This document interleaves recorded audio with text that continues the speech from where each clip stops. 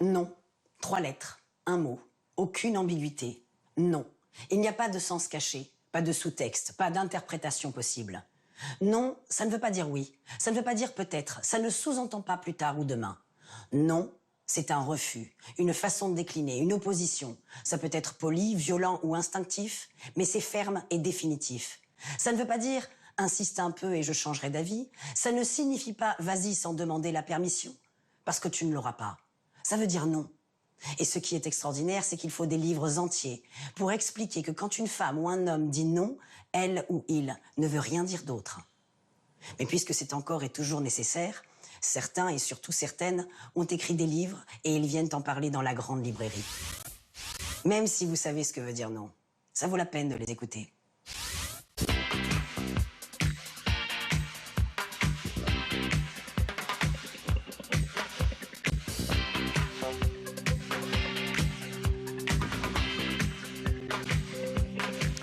Bonsoir, bonsoir à tous, bienvenue dans la grande librairie. Des livres pour briser le silence, des livres pour mettre un mot ou des mots sur ce qu'on appelle encore pudiquement agression sexuelle et qui s'appelle en réalité un viol. Des livres pour dire que la zone grise, ça n'existe pas, pour pulvériser l'hypocrisie, pour comprendre le mécanisme de la honte, celui de la culpabilité, celui de l'oubli. Des livres non pas pour se venger, pas pour balancer, mais parce que la littérature peut faire plus, peut faire mieux, peut-être fissurer la culture du viol. Il y a des femmes qui n'ont pas dit non, mais qui n'ont pas dit oui. Elles sont sur ce plateau, à côté de leurs héroïnes de papier. Je vous présente celles et ceux dont les livres peuvent changer bien des choses. Bonsoir Loulou Robert. Bonsoir. Je suis ravi de vous accueillir sur ce plateau. Vous avez 27 ans. Ouais. Vous êtes romancière, vous avez déjà publié 4 romans, vous êtes mannequin également, vous l'avez été. Vous racontez dans un livre percutant et bouleversant ce qui vous est arrivé avec un grand photographe, mais aussi avec un garçon, quand vous étiez beaucoup plus jeune. Le livre s'intitule « Zone grise ». Ah, quelle expression! Et il paraît, ces jours-ci, aux éditions Flammarion. Isabelle Carré, bonsoir. Bonsoir. Ravi de vous retrouver. Oui, moi aussi. Pour évoquer votre deuxième roman, Isabelle, « Du côté des Indiens », qui vient de sortir aux éditions Grasset. C'est un livre magnifique sur l'enfance saccagée, mais dans lequel on croise aussi une actrice qui n'a pas su ou qui n'a pas osé dire non, qui n'a pas dit oui non plus, lorsque le réalisateur qui lui offrait son premier rôle s'est jeté sur elle. À vos côtés, Lola Lafont. Bonsoir Lola. Bonsoir. Lola Lafont, qui publie son 6e roman, Chaviré, aux éditions Actes Sud. C'est l'un des plus forts de cette rentrée littéraire. L'histoire d'une jeune fille de 13 ans au cœur d'un réseau de pédophilie, réseau qui œuvre sous couvert de réaliser les rêves de ces jeunes filles. Le roman de la culpabilité et de la quête du pardon. Et puis un homme qui raconte le destin d'une femme. Bonsoir Éric Laurent. Bonsoir François. Ravi de vous retrouver, Éric Laurent. Votre nouveau roman, très réussi, s'intitule « Une fille de rêve ». Il vient de paraître aux éditions Flammarion. Il retrace la vie d'une éphémère starlette célèbre pour ses apparitions dans des publicités ou alors sur des plateaux de divertissement, télé, en tenue, on va dire, plutôt légère, voire carrément déshabillée. C'était dans les années 80. C'est un peu Nana, hein, le roman d'Émile Zola, transposé dans les années 80. Ce livre, avec un style tout à vous, qui est celui, on en parle dans un instant, du conte de fées, pour parler de choses macabres parfois, et la tragicomédie. Bien sûr, nous irons ce soir en librairie, bien sûr, nous lirons à voix haute, mais avant de faire un détour par les romans, par la fiction qui soulève énormément de questions, eh bien, j'aimerais commencer par un témoignage, celui de Loulou Robert. Vous avez, je le disais tout à l'heure, 27 ans, romancière. On vous avait, je m'en souviens très bien, découverte, notamment ici, sur ce plateau, la Grande Librairie, il y a 4 ans, quand vous publiiez Bianca, qui était votre premier roman. Vous êtes aussi la fille de Denis Robert, le journaliste et romancier, le journaliste qui a révélé l'affaire Clearstream. Je le dis parce qu'il joue un rôle important dans cette histoire.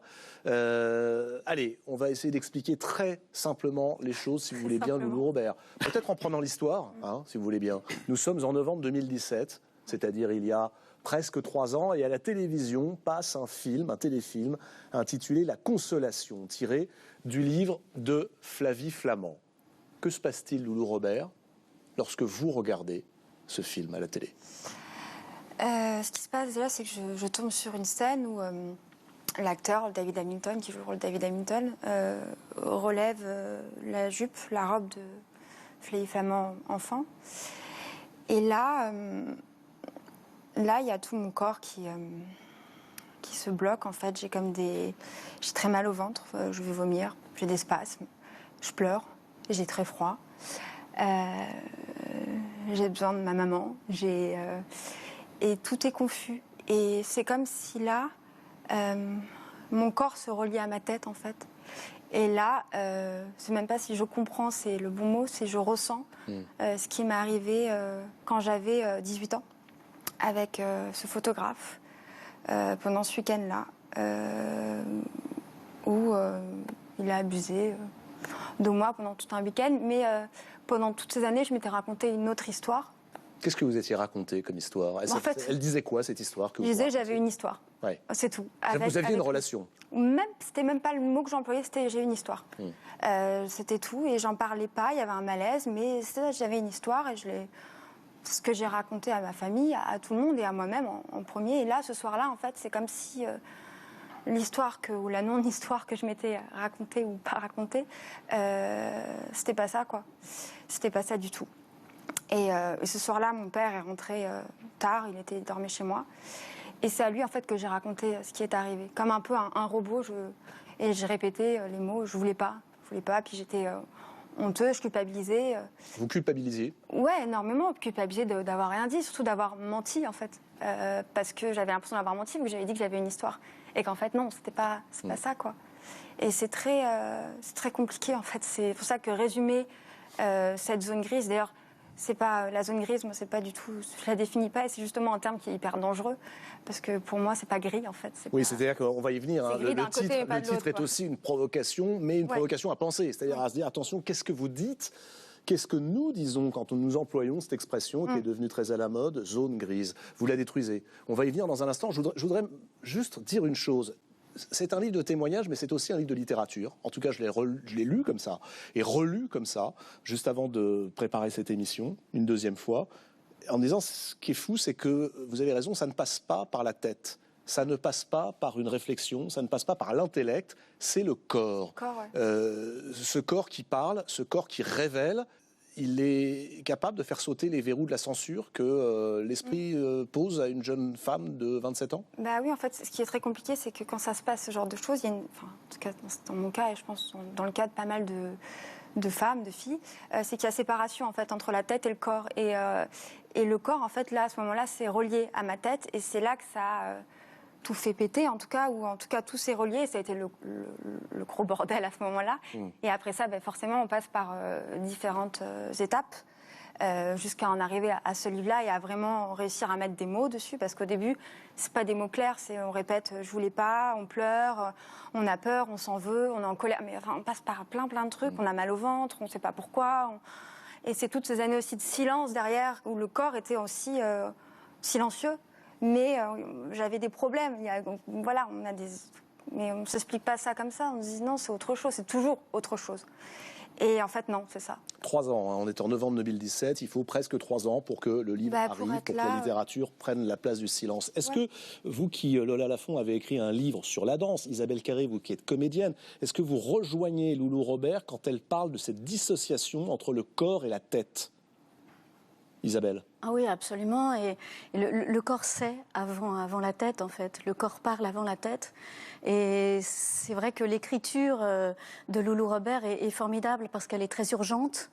Elle va dans le nerf. C'est un livre bouleversant qui questionne effectivement sur cette zone grise. Moi, ça m'a vraiment... troublée, énormément troublée. Oui, j'avais plutôt la position, sans me comparer à elle, mais d'Annie Ernaux qui disait qu'elle refusait d'employer pour son expérience le mot viol, qu'elle préférait l'indécision.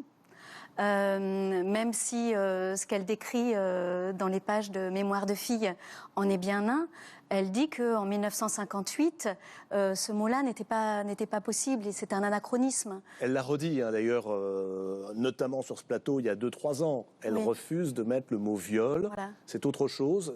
C'est un écrivain aussi, hein, une romancière, une écrivaine par exemple, qui s'exprime et qui choisit le mot. Est-ce qu'il ne faudrait pas d'autres mots en fait? Parce que c'est vrai que zone grise, effectivement, c'est un espèce de fourre-tout qui est bien pratique. Et qui permet peut-être aux violeurs aussi de se déculpabiliser. Mais je ne sais pas, en anglais, il y a le mot date rape ou rape date et stranger rape. Mais il y a quand même rape qui veut dire viol.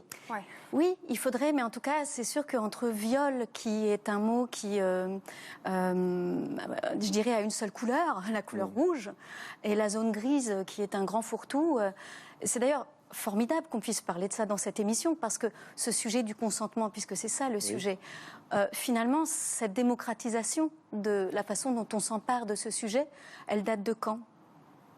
De 4-5 ans, 4 ans? C'est quand même assez dingue de se dire la démocratisation, alors qu'en réalité, et c'est aussi le principe d'une émission littéraire, c'est de questionner les mots. Ce mot consentement, on l'a lu, on l'a vu sous la plume des hommes et des femmes d'ailleurs pendant des années, Éric Laurent. Il vous semble nouveau? Il vous semble... Dans cette acception, oui. Il est assez neuf, me semble-t-il. C'est une nuance qui est apportée au terme, que je pense beaucoup de femmes percevaient, mais du point de vue masculin qui est le mien, il y a un point de vue plus rustre, quoi. C'est une nuance qui n'existait pas. Moi, c'est quelque chose par exemple, que j'ai découvert de manière naïve et qui, étonnamment, m'a paru totalement évident. Comme s'il y avait une vérité cachée. Ouais. Loulou Robert, un mot endormi, quoi. C'est un mot endormi. Ouais, c'est ça. Et Je là, pense qu'il y a quelque chose. Enfin, si je peux me permettre, je pense que c'est important ce que vous dites, Isabelle. Moi aussi, ça me frappe vraiment là qu'on puisse parler de ça dans une émission littéraire. C'est très nouveau. C'est très nouveau que ce soit un sujet dont la fiction puisse s'emparer aussi et dont des femmes puissent s'emparer et qu'on les écoute.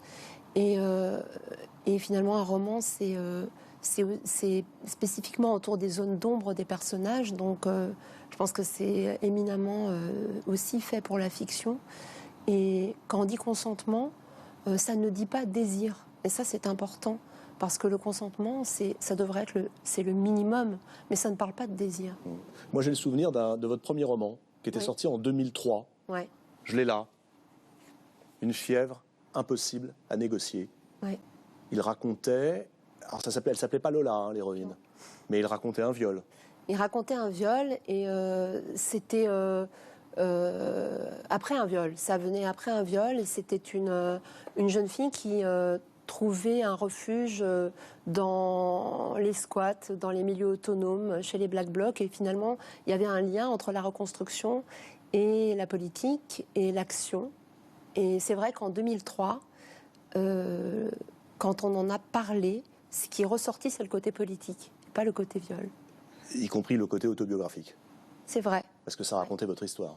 Ça racontait mon histoire et j'ai mis très longtemps à le dire.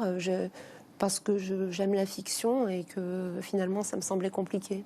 Vous avez le sentiment en 2003 de ne pas avoir été écouté, entendu, alors que peut-être aujourd'hui en 2020 vous le seriez?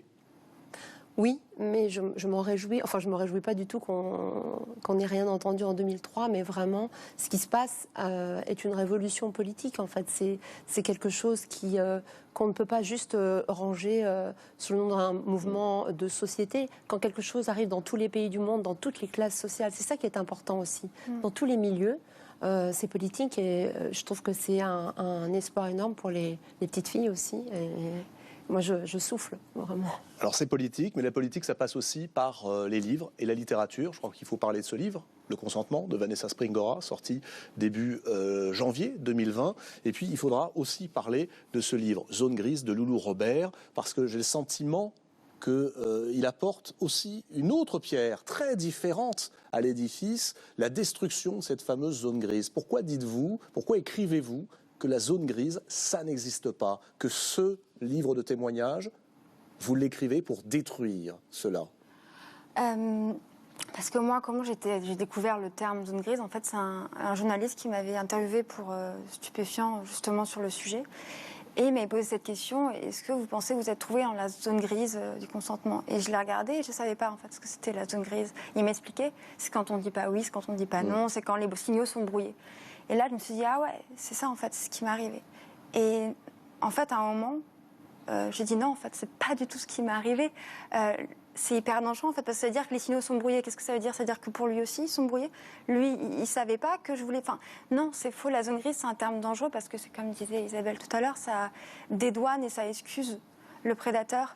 Et que, parce que j'ai pas dit oui, parce que j'ai pas dit non, il savait pas, donc ok, quoi, ça va, c'est pas grave. Si, c'est grave. Et c'est ce que je dis à un moment dans le livre, c'est que le viol n'est pas gris, le sperme n'est pas gris, le sang n'est pas gris, la peur n'est pas grise, il n'y a rien de gris en fait là-dedans. Alors, il y a énormément de questions qui se posent à la lecture de votre livre. La première que doivent se poser aussi les téléspectateurs et les futurs lecteurs est celle-ci. Pourquoi ne pas avoir déposé plainte? Parce que déjà, en fait, comme je disais tout à l'heure, tout était dans le corps, c'est que je ne pouvais pas, physiquement, je ne pouvais pas. Dès qu'on me parlait de porter plainte, c'était un blocage, j'étais là, non, j'y arrive pas. Et puis pareil, il a fallu du temps, il a fallu parler à un avocat qui m'a un peu aussi déculpabilisée du fait que je ne pouvais pas et que en fait je ne voulais pas porter plainte parce qu'aujourd'hui, dans les faits, qu'est-ce qui s'est passé? Je n'ai pas dit non, je suis partie un week-end, il n'y a pas de témoin, j'avais 18 ans, j'étais majeure, je n'ai pas parlé. C'est votre premier shooting, hein. Vous êtes mannequin, il faut raconter le contexte, il est très important. Oui, c'est la première fois que vous faites ce genre de choses. Vous vous dites, c'est formidable, il va faire mon book, comme on dit, hein, chez les mannequins, ça me permettra d'avoir d'autres contrats. On va être fiers de moi, je vais... Il y a ça aussi, on va être fiers de moi. Oui, bien sûr, on va être mes agents, mes parents. Vous dites, j'ai une estime de soi 0. Ouais. On a du mal à vous croire. Et vous dites, parce que je suis belle, on pense que je suis confiante en moi. Pas du tout. Non, oui, c'est souvent le cas. T'es belle, donc tout va bien, quoi. T'es belle, donc ça va, te plains pas. T'es belle, donc déshabille-toi. Et donc, non, c'était une chance, en fait. Et d'avoir ce shooting, tout le monde était heureux pour moi. Il y avait ma mère, mes parents, mes agents. Donc, c'était du nu, mais le nu, ça va, c'est OK, c'est professionnel. C'est juste des photos. Le photographe était professionnel, soi-disant. Mes agents étaient rassurants. Bon, tu y vas toute seule. Ça va, tranquille, ça va. Tout va bien se passer. Il n'aime pas le maquillage, donc il n'y a pas de maquilleur, il n'y a pas de coiffeur. C'est à Vichy, c'est à quelques... Voilà. Donc c'est assez loin, ça va être dans un château, ça va être bien. Donc on y va plutôt confiante, sans savoir. Et puis c'était un photographe reconnu aussi, il faut le dire, parce que c'était pas... il est devenu vachement aussi avec les photos-là, en fait. C'est ça qui est bizarre, c'est qu'en fait... sa carrière et ma carrière, même si la mienne est un peu retombée après, mais on décollait avec ces photos de moi nue, en fait, en couverture. Donc c'était ça qui est bizarre dans l'histoire, mais non, puis c'est tout, parce que comment moi j'en arrive là, déjà, ça qui est intéressant, c'est toute l'enfance, comme qui je suis, petite fille qui joue avec des poupées, à qui sait pas dire non, qui regarde... Pardonnez-moi de vous arrêter sur ce point, mais comment une petite fille vit sans savoir dire non? Je voulais... être aimée et être gentille, comme avoir des bonnes notes à l'école, comme si tu dis non, t'es méchante en fait. Il y avait ce truc-là de dire non, c'est méchant, c'est mal. Donc en fait, on dit pas non et c'est vraiment le... Et puis c'est le mannequinat, enfin tout ce milieu comme le cinéma, comme la danse, enfin c'est des milieux quand même très liés au corps. Enfin dire, c'est très compliqué. Il y a le rapport de domination. Enfin bref. En tout cas, j'étais cette petite fille qui est arrivée un jour dans cette zone-là avec ce photographe et qui était en fait qui voulait bien faire. Vous racontez que vous ne dites pas non, mais vous ne dites pas oui non plus. Pas oui.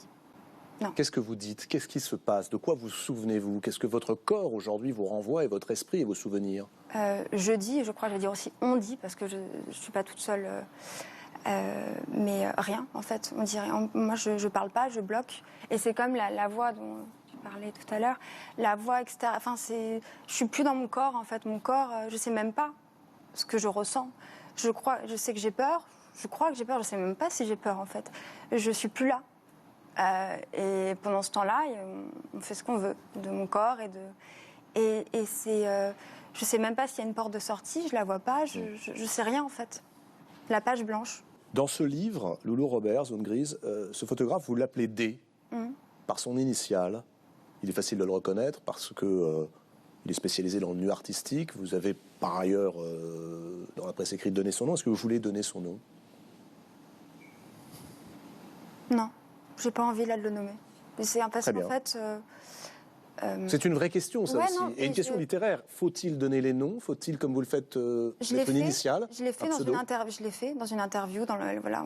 Mais comme je le dis dans le livre, j'ai pas envie. J'ai pas envie là. J'ai pas envie de le voir son nom. J'ai pas envie de le voir page après page. Et le sujet du livre, c'est pas lui.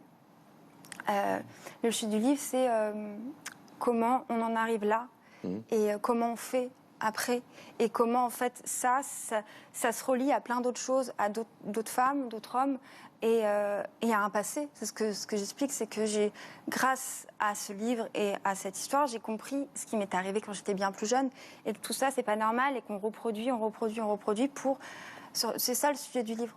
C'est un livre très généreux en fait. C'est un livre généreux qui est écrit pour les autres femmes qui pourraient se reconnaître. Et pour les hommes aussi, c'est important. Oui, les garçons. et qui parle d'éducation à la fin du livre. Je sais pas, j'ai le droit de lire quelque chose qui m'a bien plu. Et, tout n'est pas perdu. Il faut éduquer, prévenir, protéger. Je repense à Dé et aux autres, à eux aussi. Il faut apprendre. Filles, garçons, tout part de là. J'étais une fille, ils ont été des garçons, tout part de là. Il n'y a pas de zone grise, il y a des filles et des garçons. Il y a une culture qui pousse au viol, l'excuse, le masque. Il y a des pulsions, il y a des milieux, il y a l'argent, il y a le pouvoir. Il y a encore beaucoup de travail. Ouais, merci. Mais par où on attaque la montagne? Voilà, vous avez commencé par des témoignages. Pourquoi est-ce que le détour par la fiction, Isabelle Carré, Lola Lafont, peut aider autant qu'un témoignage? Moi, j'ai l'impression que la fiction, c'est un domaine formidable pour ça et très, très important. Moi, il y a des livres qui m'ont énormément aidée. Et je vois John Irving sur la table. Et John Irving a abordé cette question depuis les années 80. Je n'ai pas souvenir d'un autre écrivain qui l'ait fait de cette façon-là dans l'hôtel New Hampshire. Et justement, John Irving m'a été d'un soutien phénoménal, de la même façon que j'ai cité que des hommes, mais Russell Banks, son étude du personnage féminin, des zones de silence, des zones complexes. Et c'est pour ça que je pense que la fiction, enfin en tout cas pour moi, c'est pas un tribunal. Et on n'est pas procureur quand on écrit un roman. Et c'est la seule façon pour moi d'examiner des personnages qui n'ont ni tort ni raison, qui sont ni victimes ni coupables, ou un peu les deux. Et on les tous en fait un tout petit peu. Je voudrais revenir au témoignage de Loulou Robert, page 123. Vous apostrophez, une fois de plus, c'est aussi votre mode d'écriture littéraire, sur une question qui est une question sans doute au cœur aussi de tout cela, et on la retrouve dans votre roman Lola Lafont. C'est presque ce qu'on pourrait appeler la complicité de la culture. Ces photos ont été diffusées à travers le monde entier. Regardez-les. Dites-moi ce que vous voyez. C'est de l'art, voyons. Ben oui, c'est de l'art. L'art justifie tout. L'art masque tout. L'art excuse tout. L'art amène les princesses sur des plateaux. Servez-vous. Ouais. Est-ce que l'art explique et justifie tout? Dans le cas, enfin, là, c'était par rapport à David Hamilton. Je suis tombée parce que quand j'ai écrit ce livre, j'ai un peu recherché, j'ai regardé, et puis sur cette photo de la belle endormie, c'est une petite fille en fait, qui a les yeux fermés, on voit son sein, et j'avais juste envie de vomir, quoi, profondément. Et là, je me suis dit, mais comment, quoi? Comment tout ça c'est possible? Comment on a pu justifier ça? Comment on a pu dire que ça c'était de l'art? Comment ces photos ont pu être publiées dans des magazines? Comment des gens ont pu regarder ces magazines en disant ah ouais c'est super, on va les exposer, on va les regarder? Non. Donc oui, l'art justifie, en tout cas dans ce cas-là, l'art justifie le viol clairement. On a tous, enfin tous, je sais pas vous, hein, mais tous les gens qui ont regardé ces photos, qui les ont ils ne se sont pas posé la question de pourquoi cette gamine elle avait quoi, 11 ans? Et on voyait son sein, il y avait son sexe, il y a un doigt qui... Et non, en fait, non, stop, ça suffit, ça suffit. Vous le dites, hein, Loulou Robert, ça n'est pas un livre sur le monde du mannequinat. Ça excède très largement le milieu de la mode, du cinéma, du théâtre, de la danse, de la photographie. Est-ce que vous diriez que ça touche aujourd'hui, en réalité, toutes les femmes, toutes les jeunes filles? Bien sûr. Le viol ne s'arrête pas au cinéma, au livre. Non, le viol, il est partout, en fait. chaque femme dans la rue s'habille de telle façon parce qu'elle ne va pas ouvrir son chemisier ou pas mettre de jupe parce qu'elle a peur peut-être qu'un mec derrière elle, je sais pas, l'agresse ou qu'il se passe quelque chose. C'est tout le temps là, donc c'est pas juste sur un plateau télé, sur un shooting de mode. Enfin non, c'est partout. Pour revenir au consentement, on en a parlé jusqu'à maintenant d'une façon entre guillemets un peu spectaculaire puisqu'il s'agissait pour Vanessa Springora d'une enfant. Adèle Haenel aussi, pour plusieurs figures comme ça qui ont eu le courage de prendre la parole. Voilà, il s'agissait de cas vraiment gravissimes. Mais on n'en a pas vraiment parlé des femmes, j'ai envie de dire, de tous les jours. Ouais, c'est ça. Des situations majeures et courantes. Je ne connais pas une femme avec qui j'ai parlé qui ne m'ait pas dit « Ah bah oui, moi j'ai cédé un jour parce que j'avais un peu trop bu et que j'avais peut-être été trop loin, j'avais un peu embrassé, un peu flirté et je me suis dit ça va être plus compliqué de dire non, de refuser, d'imposer ce refus qui ne voulait pas être entendu que de me laisser faire. » Et ça, c'est une chose que tellement de femmes ont vécue. On a beaucoup parlé Elisabeth Badinter aussi, du fait que cette victimisation, est-ce que ça ne serait pas mettre les femmes du côté des faibles? Aujourd'hui, on se dit, non, se dire victime, c'est pas si facile. C'est dur même. Et ça demande beaucoup d'efforts. Et ça demande un grand courage. Et peut-être que c'est grâce à ça qu'on pourra effectivement passer à autre chose et ne plus le fameux « et maintenant » dans le clan des victimes. Le fameux « et maintenant » de Loulou Robert à la fin de son livre. Absolument. Et maintenant, pour l'interrogation, c'est la question que vous posez, pour vous, mais aussi pour les autres. On devrait tous se poser, en fait. C'est bien de regarder en arrière, c'est intéressant pour voir pourquoi on en est arrivé là, mais ce qui est intéressant, c'est de savoir ce qu'on fait maintenant, ce qu'on fait pour mon petit frère, ma Alors on petite fait sœur. quoi On fait quoi, Loulou Robert? On éduque, on parle, on fait lire des livres, on parler à des petits garçons, leur parler de ça justement, de leur faire comprendre qu'une fille, ça se passe comme ça, demander qu'est-ce que ça veut dire le consentement, qu'est-ce que c'est le viol pour toi, à une petite fille aussi, apprendre à dire non, comme voilà, c'est que ce qui se passe dans la télé, dans les séries, c'est pas franchement la réalité, que ça s'arrête pas juste là et qu'il y a des choses en dessous. Donc tout ça, quoi. Prévenir, quoi. Merci, Loulou Robert. Zone grise, chez Flammarion, sous la signature donc de Loulou Robert. On a beaucoup parlé donc des femmes puissantes. Et puis, vous l'avez dit, il n'y a pas que celles qui ont le courage de parler. Question, que se passe-t-il si on fait partie de celles qu'on appelle les femmes fragiles, les incertaines, celles qui s'en sortent pas, peut-être celles qui ont laissé aussi la honte, le silence, la culpabilité dont on parlait tout à l'heure, fabriquer ce fameux refuge.